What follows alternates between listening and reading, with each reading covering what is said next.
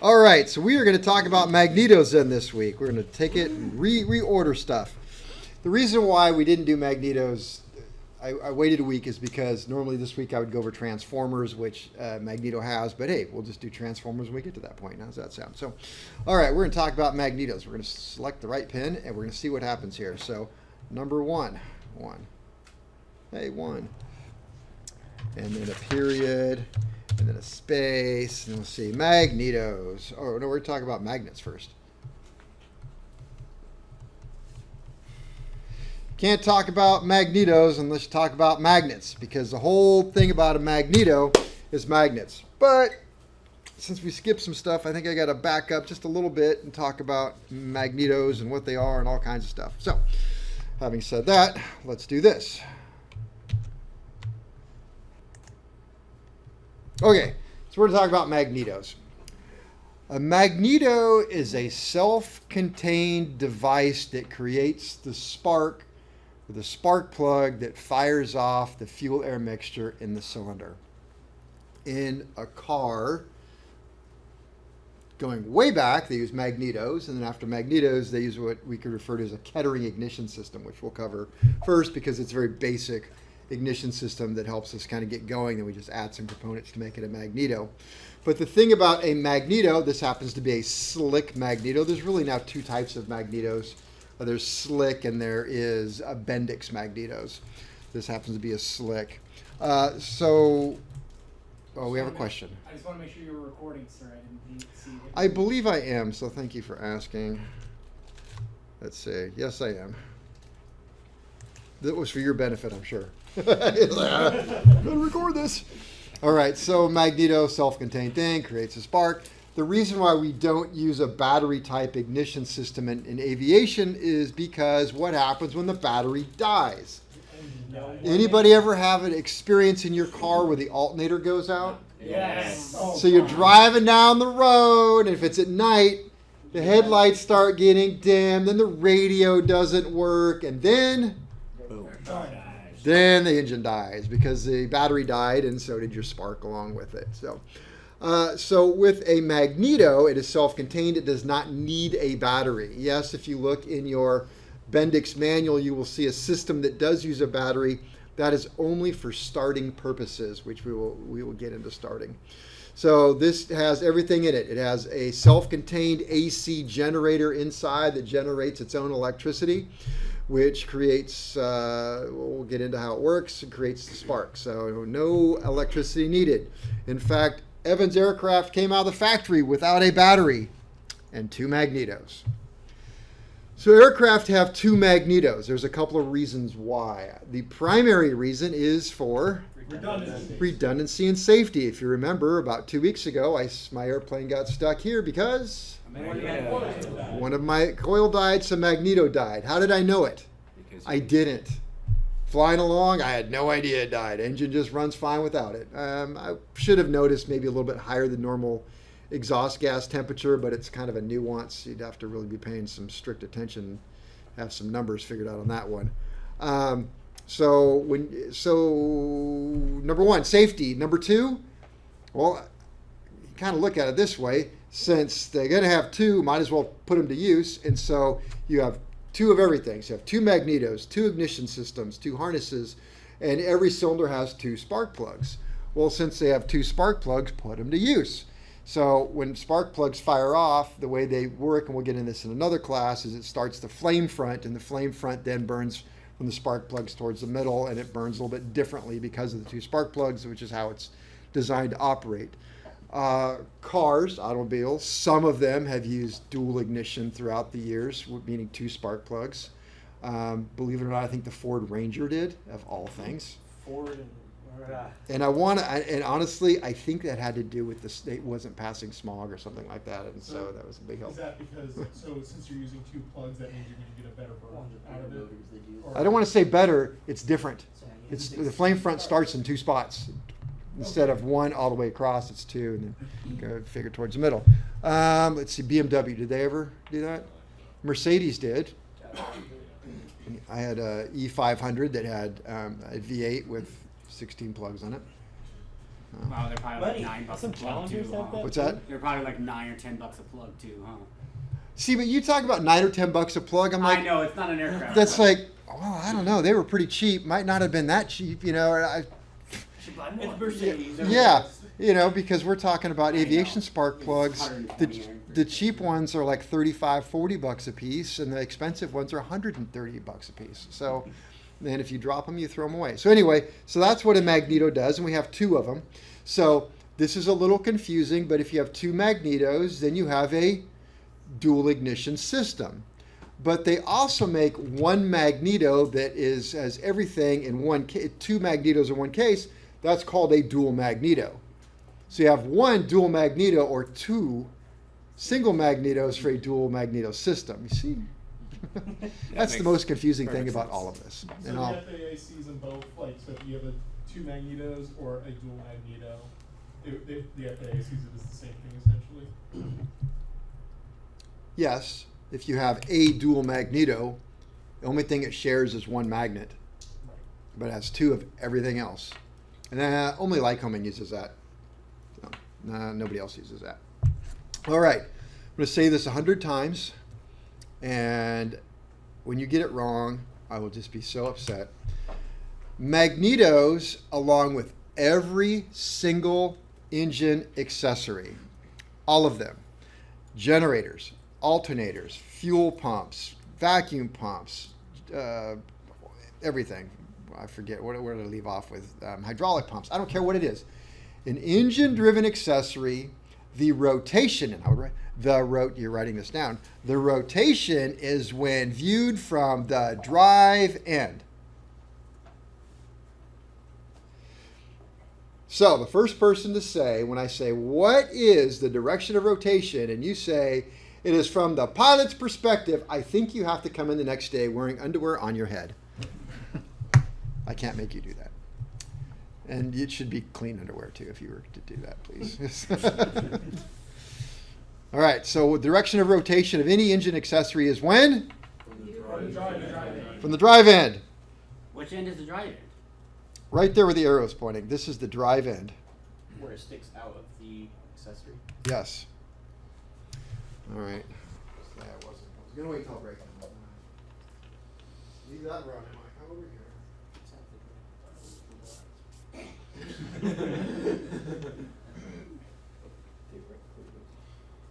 One trip now, one trip later. Am I right or you're right? Wait, where's mine?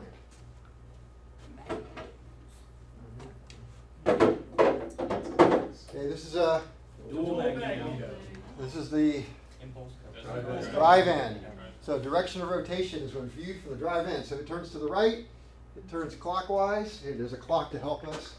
This way is to the right, that is clockwise. This is a single magneto that goes on a dual ignition system. This is a Bendix version. The direction of rotation is when? From the drive end. Viewed from the drive end. So if it's counterclockwise, it turns? Left. Yeah. What about the pilot's perspective? Depends Who on- cares? Oh, yeah. All right. If we're flying a Lycoming or a small Continental, any Lycoming or a small Continental, and we're the pilot, we're going to be, and there's a firewall, we can't see it, then we're sitting right like that in front of us. So who cares about, now if you put it on a big bore Continental, and we're the pilot, it's going to be sitting like this. Because they run on the front of the accessory case on a big bore. So you don't say pilot's perspective. If we have a Skymaster with an engine in the front and the back, we're going to have Turn around when you do this. one set doing it like this, and then one set over here like this, and so don't be saying pilot's perspective. So, all right, enough of that.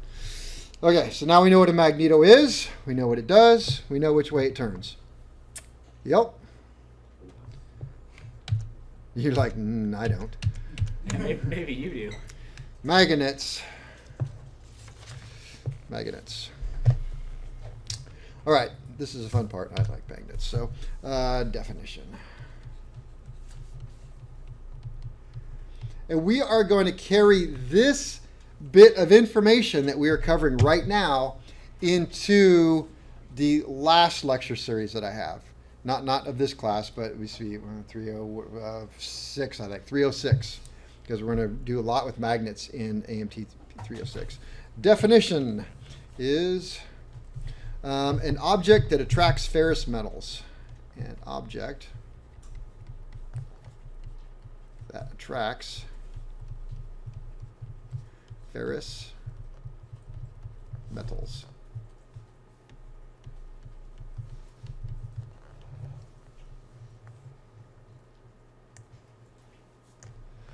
Object, and of course we have to discuss magnets because inside of this apparatus are magnets.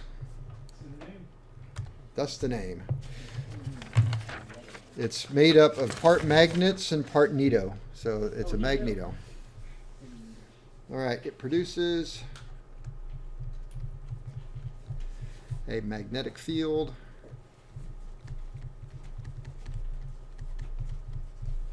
Magnetic field external to itself.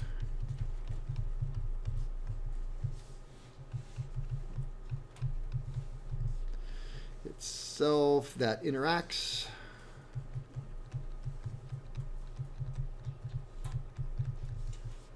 with magnetic, produce a magnetic field external to itself that interacts with magnetic substances.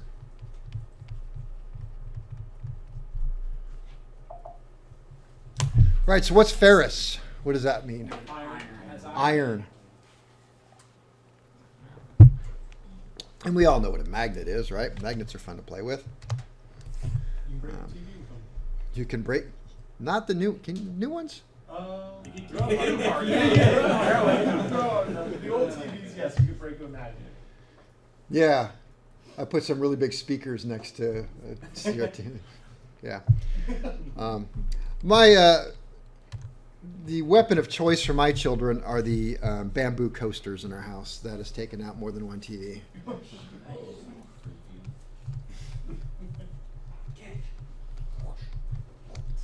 You know, what really sucks is in my house, it's like it was built back when they had big TVs, and so there's like a cutout thing, so that I can't even get a bigger TV when it breaks. It's like, you know. Oh, it's big, thick, but not big. Yeah, break the TV so Daddy can get a nice big wide one. Nope, doesn't work that way. All right, so what is a magnetic field? Let's see. Yeah. Invisible lines of force. Lines of force. Visible lines of force. Sometimes called lines of flux. Lines of flux, that's pretty much it. Yeah, that's. I gave it my best shot. Lines of flux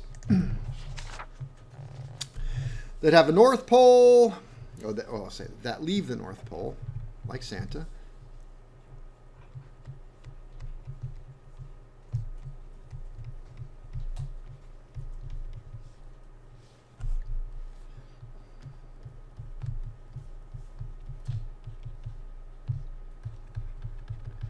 And enter the South Pole.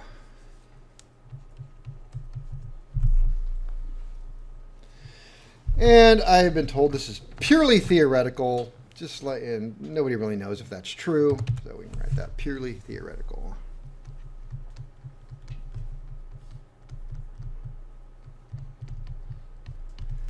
Purely theoretical, not actually known if there is any movement. The radical, that's exactly what I wanted to write. Thank you for that.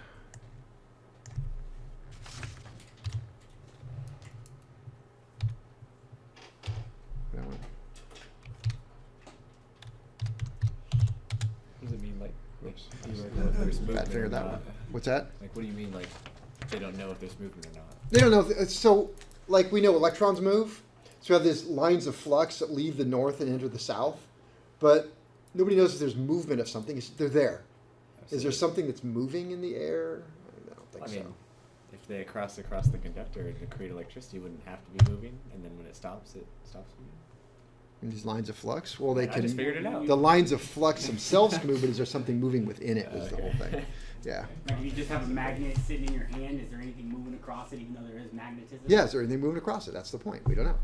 Let's see. Magnetic flux is strongest near the poles. Flux is strongest near the poles. Flux lines do not intersect. this is not purely theoretical. This is stuff is known. Can't stop what I'm writing, man. You know, I gotta. Yes, the whole that leave the North Pole and the South Pole. That's theoretical, but what's not theoretical is magnetic flux is strongest near the poles. Flux lines do not intersect. See how that was like one was a subpoint, and flux lines take the path of least resistance.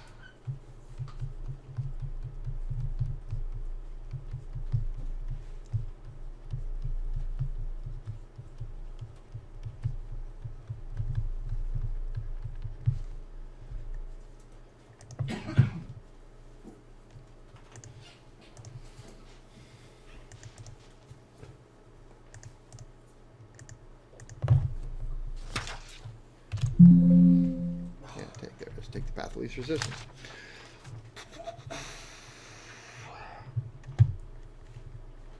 And as a point of reference, air has, it's going to say has more resistance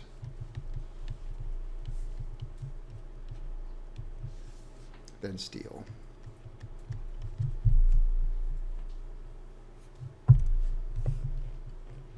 All right, let's talk a little bit about that.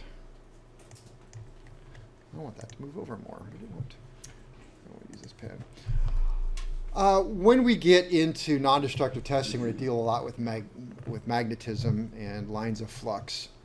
But if I have a bar, not the kind you drink at, sorry, for those of you who were hoping for that. We have a bar magnet. We have a north and a south on that bar magnet. And what we have is magnetic lines of flux that leave the north and go to the south. And that's kind of a theoretical thing. And we also know that lines of flux do not intersect, and they are strongest at the pole. So the pole is where I wrote the little N and the S. So no intersects. All right. So this type of magnetism where it leaves the north and comes out of the south, well, we have two types of magnetism. We have circular and longitudinal. This we call longitudinal magnetization. Longitudinal. Possibly that's how you spell it. Longitudinal, because the north and the south are out like that. If we take a horseshoe magnet and you know what a horseshoe magnet is, right? Looks like a horseshoe. Yeah. Not that I've ever owned a horse. And let's see, well, like there. And we bent it around into a circular type shape. And we had a north here and a south here. This would be called circular magnetization. Circular magnetization. And what's happening there is the lines of flux are actually traveling around inside of it. And the lines do not cross, and they stay within the steel. But when they get to right here, they reach across and they leak out a little bit. See, so they got a little leak out going up there at the top and out the bottom. That'll come into play when we're looking at non-destructive testing, but just so you have the two types of magnetism right there. So you get very little leakage out of this. You wouldn't even be able to detect it. And one of the things I'll work with you when we demagnetize your rotors, which we don't do in the field, we just do it for fun here, is I'll show you how to use a Gauss meter and detect magnetic lines of flux and what that looks like.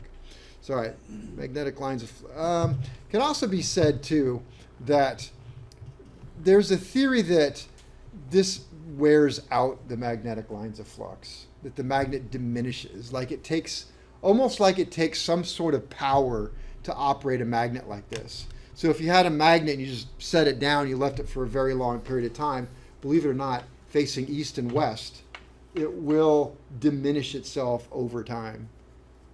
And that's one of the reasons why we use a keeper, a mild steel keeper on rotors when we pull them out of the magnetos, so that they don't leak out and use up some of their power, if you will. If you take a piece of steel, mild steel, I shouldn't say mild steel, it's a piece of steel, and you actually leave it north and south for a long period of time, it will get charged from the earth. So So on that circular part, you're talking about the non-destructive testing. Is that how stress cracks are found? Yes. Pretty much? Okay. What's that one called on top? what? What's the name for that? Longitudinal. What was that? Longitudinal. And as you can see with longitudinal, you'd be able to easily measure the flux if you had a flux measuring device called a Gauss meter, and it'd be very hard down here, especially in this area that goes around this right out here. There's no flux leakage. It's all self-contained. You wouldn't even know it. It's hidden. All right, flux. Let me see. We got that flux and all right, different types of magnets. C. Let's talk about a permanent magnet.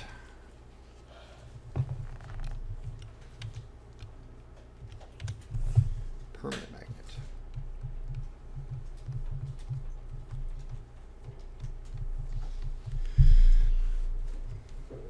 I could have labeled this one, hey, 3 different types of magnets, and then subheaded it, but I didn't. I have notes here. Hey, I was going to redo these notes over the weekend, but we decided to do it now. Let's see. Maintains almost constant magnetism without the application of a magnetizing force. So maintains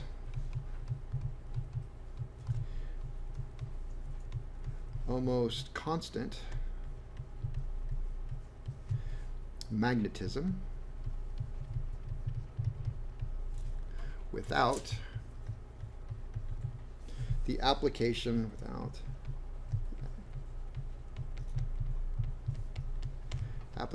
of a magnetizing force.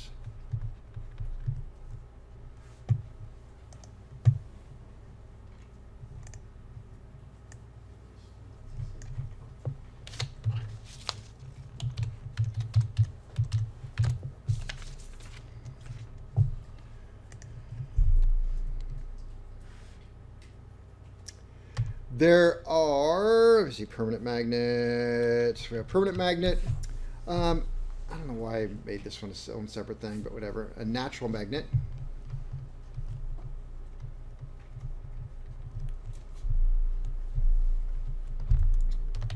There's a magnet found in nature.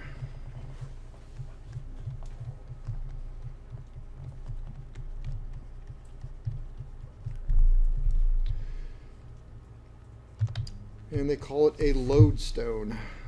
Anybody know why they call it a lodestone? Stone below. It's kind of a misnomer. They actually called it a leading stone. Oh, because that's how they use compasses. Exactly. It was the original compasses because explorers use it as a compass. So this brings up, no, I'll get to that in a minute.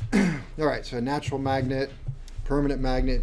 To me, a natural magnet is kind of a permanent magnet, but you can actually make permanent magnets. What are the rare earth magnets? Neodymium. Yeah, super strong. They're like ridiculous. Like I think some of them, like if they're pure enough, it's like multiple tons of force. I've got 2 small ones in my office that I had one student, she'd always play with them, so I've had to move them around the backside. Yeah, you can hurt yourself with those things. You can, yeah. They'll usually, pinch your finger skin open. And Yeah. There's also there's a whole thing Oh, boy. a while back where it's like these little magnetic balls. Dude, yields, I have It's Which swollen student? one magnet What's the then another, green? and then it actually Snap. it No, I'm not kidding. I got actually, it. as it traveled through the digestive system, it actually spinached into the intestine together, and it would actually tear. What to do. And He's serious. You got to be careful. Don't get your fingers between them. It'll pinch. It'll hurt. Cooper's already in. And this one's already cracked from people letting them slam together. Yeah, I They'll know. come yeah, down. they're I'll do very it. they're brittle, and then there was like a whole thing. It was like But Oh, wow. Yeah. it's through a 1-inch piece of thing. All right.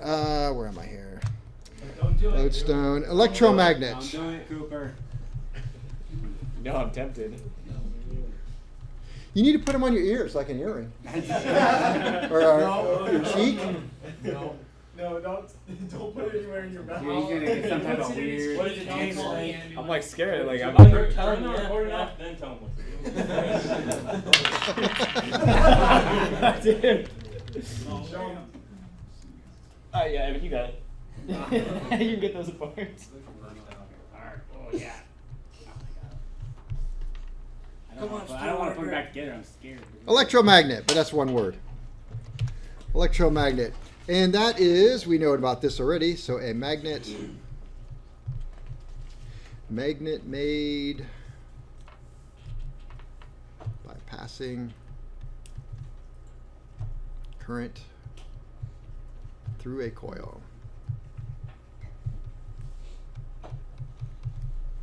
Through a coil.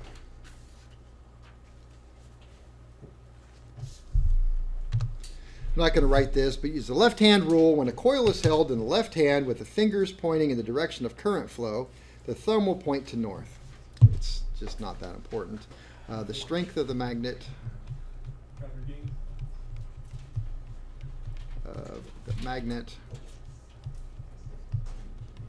is... No, I didn't think I would get away with that one.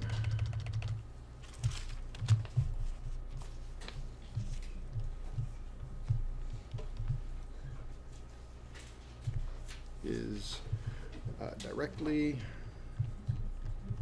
proportional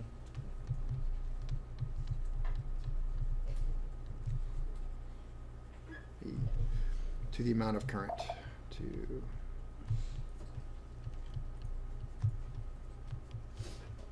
Like Terminator 3 with the giant electromagnet that was underground and it pulled the robot to him. It's Yes. exactly like that. I brought that in my notes, but as I'm thinking about it, there's also a function of how many turns are in the magnet too, but certainly directly Is it proportional like current. finding a balance between it's like how much current you put through to make the most powerful magnet possible versus like trying not to melt your conductor? I'm sure there's some of that, yeah. Recharge. Wireless recharging works. The magnet. So Yeah, well, it has Mhm. wiring and coils Yeah. for your wireless charging. Oh my god, it's just. Yeah. It's just so simple. Yeah. Yeah. It's neat, yeah.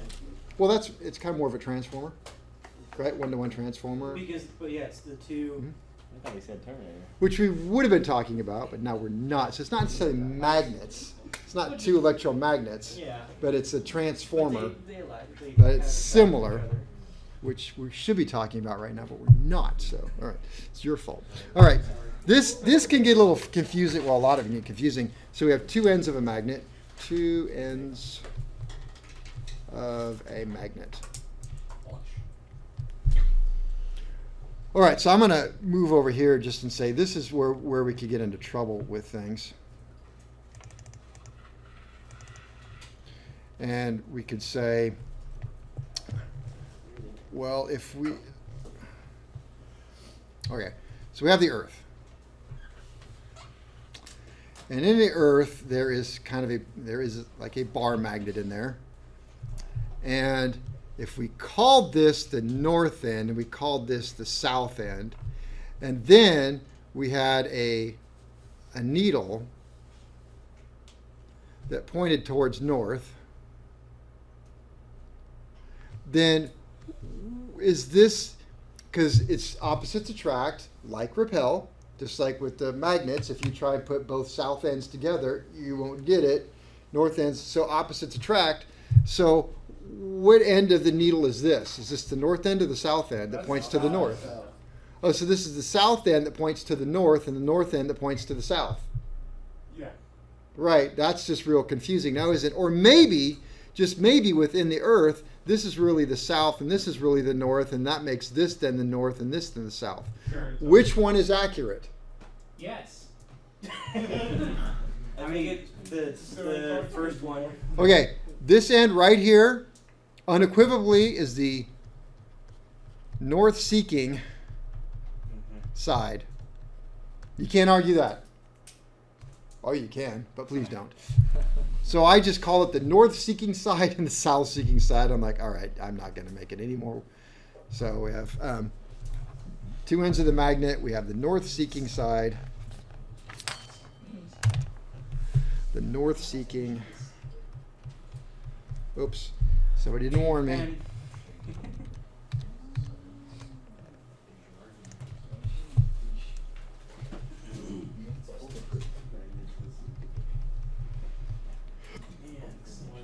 So north-seeking.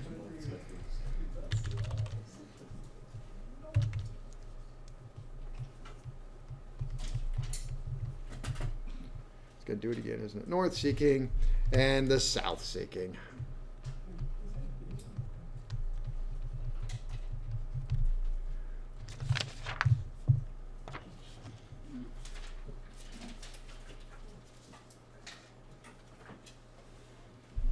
And I think I'm going to skip all of this, but I talked about right here the Earth. The Earth, and then at one point, you know, some people say, well, the Earth has a magnetic field like a bar magnet, and the Earth does have a magnetic field built up around it. And we have magnetic lines of flux come out of it and go out of the north and go around the south. And that's exactly how, except they don't cross. And that's how magnets work. And the Earth is like that. And they say that eventually this will shift. Yeah. I've seen all those conspiracies. As Phil was saying, Phil was saying the other day, you can always tell an old pilot when they remember when it. So runways are numbered. Like we have 1-6 and 3-1 here. 3-4. 3-4? Oh yeah, thank you. 3-4.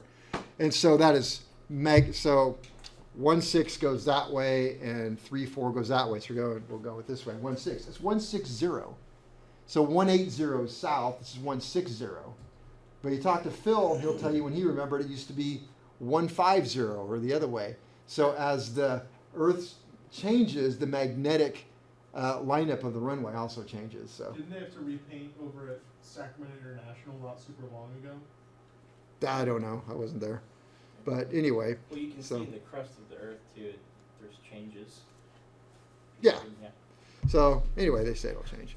But we have it comes out of the north, down around the south. And that's how I remember which way it goes. It comes out of the top, falls down here, and comes back in.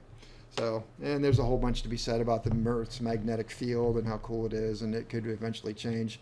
I do have a short video that I think explains almost all of it very, very well in a matter of minutes. And so I will have you hit the lights, and we will watch said science.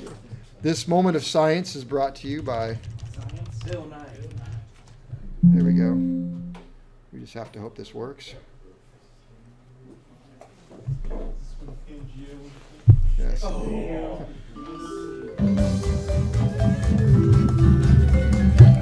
This is real, just animated. How did they have cameras back then? You don't know.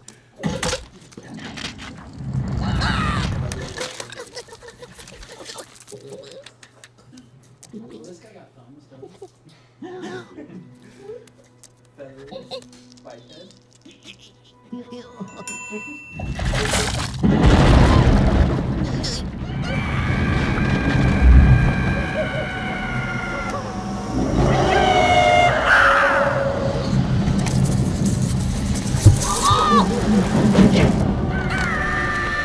See, the Earth's core, outer core, see, there was science involved. This is the molten center that makes up the bar magnet. See? the chocolatey center. Yes. Top.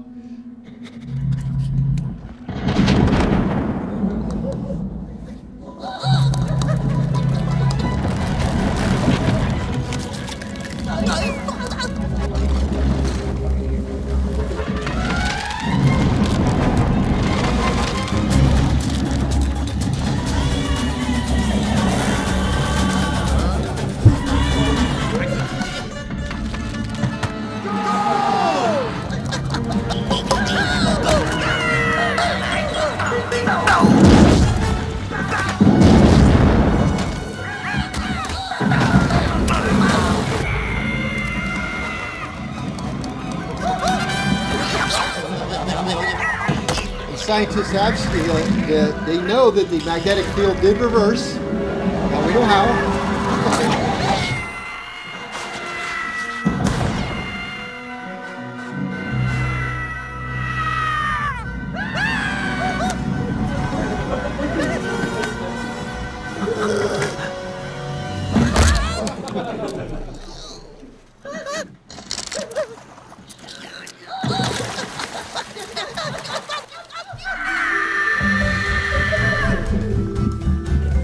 explains a lot, doesn't it?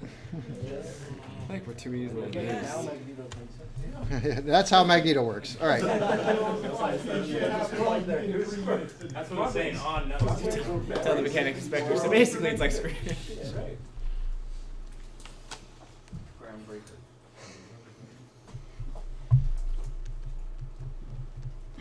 All right, theory of magnets. So it's believed that atoms have a Okay, there's two kinds of theories. I'll do both of them. And sometimes I read it and one will merge into the other in some books, but some of them keep them kind of two. So it's believed that atoms have a magnetic field about them, and they orbit randomly. And so their little tiny magnetic fields, as they move about randomly, cancel each other out. So sometimes you have the north and the south, south, north, and, so they're going each way. So they cancel each other out. But if you put a magnetizing force on a piece of iron, the theory is that it causes all of those atoms then to align and go the same way, so that all of their individual fields add up to create magnetic field about something. So let me see. That's a lot to write. So that's why it's like, if you put a magnet on a screwdriver, for example, you can attach like a 10 paper clips onto it. That's what the theory is. You're aligning the atoms inside that are causing it to now be magnetized. I believe that atoms have a magnetic field.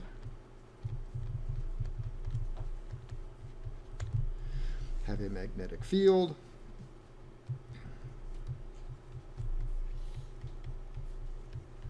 When electrons orbit randomly,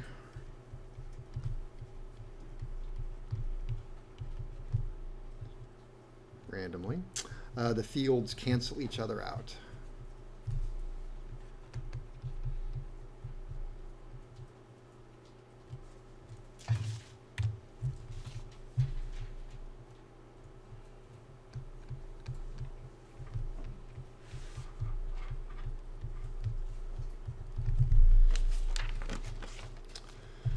But when a magnetizing force, when the part is exposed to a magnetic field, but when the part is exposed to a magnetizing field,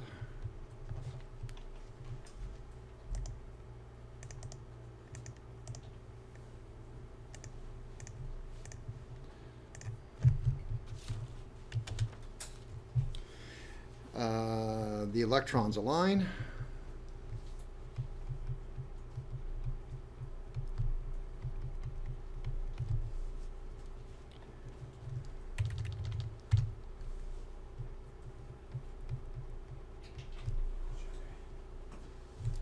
It's not going to work. A-L-I-G-N, align. Thank you. And the part becomes magnetized.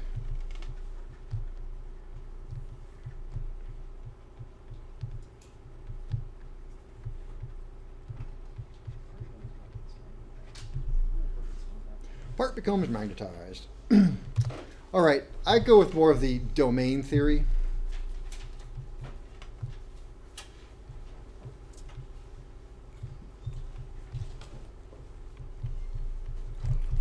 The domain theory is that every single magnetizable item has within it a lot of little magnets, which would make sense if you think those are the atoms. So I say the two theories do tend to merge quite well. Say that again? The domain? That the domain theory, that within every single part, you have individual little magnets that are just in here, randomly placed. Wow. Yeah. I just go Control Z because that was becoming a great drawing. Yeah. It's working so it's well. Huh? Chocolate bar. So how do you spell ox? Well, you draw a square. So. All right, I have a part, and within it we have all these little magnets, and they're just randomly placed in there, right? But there's a lot of them all over the place. There's not a line. They're not aligned. So that because they're not aligned, each one of the poles cancels out the pole of the other, so you have no magnetism. But when you apply a magnetizing force to this part, what you end up with is all of the domains line up. And their poles align, so we have north, south, north, south, south, north, south, north, south. But there's a lot of little ones in there, and I'm just kind of drawing a couple here, so I don't have to draw all day. And so that would make this the north side of the magnet and the south side of the magnet. And now we have magnetic lines of flux running around.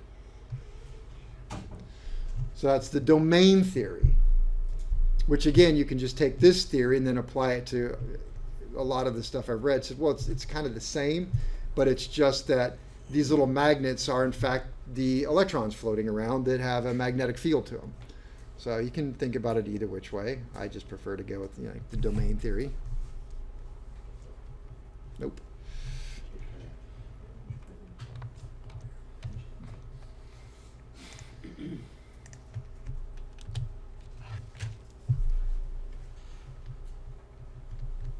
Domain theory, where am I at, is that a part contains all magnets.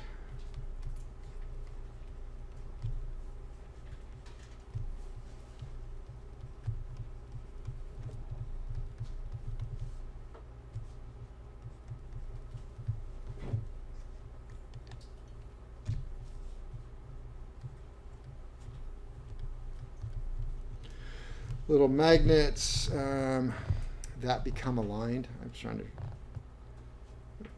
the domain theory is that the part contains little magnets that become aligned when a magnetizing force is applied.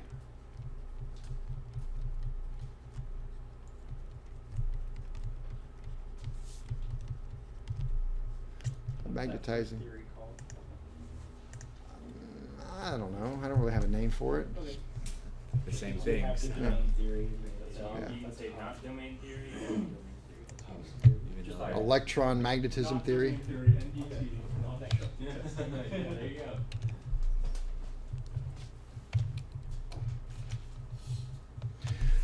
All right. I'm bringing this up because so much of the way the magneto works is the magnet inside of it, and so it makes sense to study magnetism now. And we have to talk about some theories of magnetism because it does come up when in your questions and your reading and stuff like that. So residual magnetism. So what kind of magnet do you think resides inside of the magneto? A good one. You know you gotta charge it. Is it electromagnet? Oh No. no. Is it a permanent magnet? Yes. Yeah. Oh, permanent magnet. Can you unpermanent? Can it be made unmagnetized? Yes. Yeah. I can. Yep. All right. So we talk about this magnetizing force. What is a magnetizing force? Force that makes things magnetized. What does it look like? The lines of Invisible flux. force of flux. Well, it's really two things we can do. One, we could subject it to a magnet. Didn't you mention that? Bring a magnet by a screwdriver and, rub it on the screwdriver, the screwdriver becomes magnetized. Or we can run current through it. So when we get into NDT, we're going to do it two different ways. Way number one, the circular way, we're actually going to put it between some pads, and we're going to run up to, our machine can do up to about 3,000 amps through something. Ooh. So we put a bunch of amps through it, and that will create circular magnetism. I think you showed me the machine when I first came here when you were using it. Or we can put it in a coil, so that's direct, right? And so that's actually putting current through it. Or we can put it in a coil that has no current running through the part, but has current running through the coil. What's that? What kind of magnet? Electromagnet. That's an electromagnet. So I can use an electromagnet, put the part inside the electromagnet, charge the electromagnet, and the part inside of the coil becomes magnetized. So there's your two different ways. All right, then what you're left with once you remove a magnetizing force is residual magnetism. So is the magnetism left?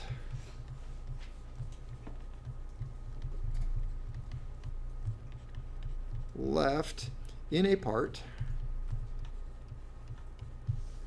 after the magnetizing force, after the magnetizing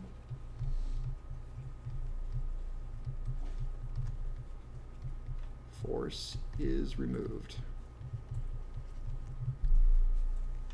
Residual magnetism. And that is what we are dependent upon in the magneto to have a very, very strong residual magnetism.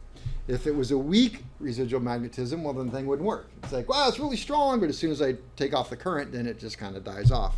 And that's up to the material, correct? It's the material. So soft iron is easily magnetized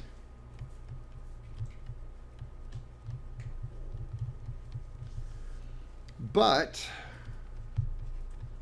has low residual magnetism. And that's good when we don't want things to remain magnetized. Well, there are things in the magneto that we don't want to stay magnetized. So that's why we're bringing this up again. We're going to talk about those things that we want to have lines of flux flow through easily but not be magnetized. There's things that we want to be magnetized. So residual magnetism, we call that retentivity. Let's say low retentivity.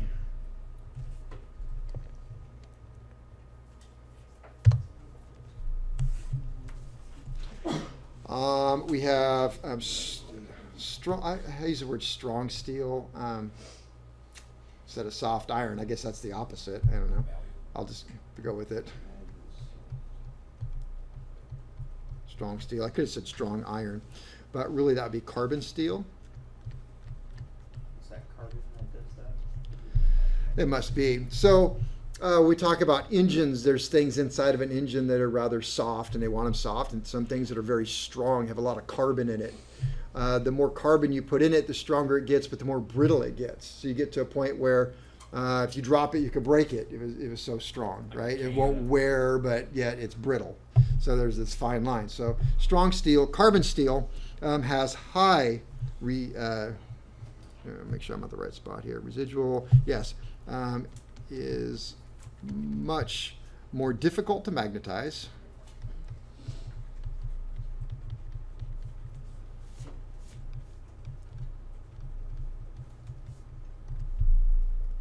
Difficult to magnetize, but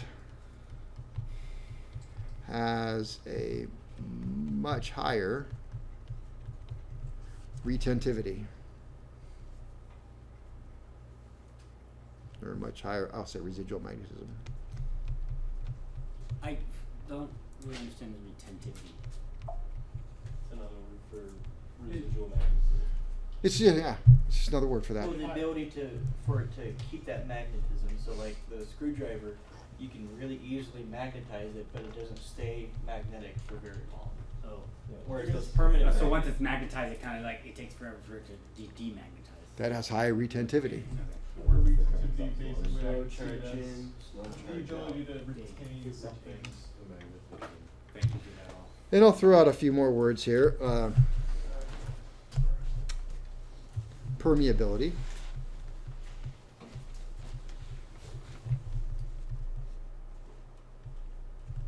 All right, paused. Permeability.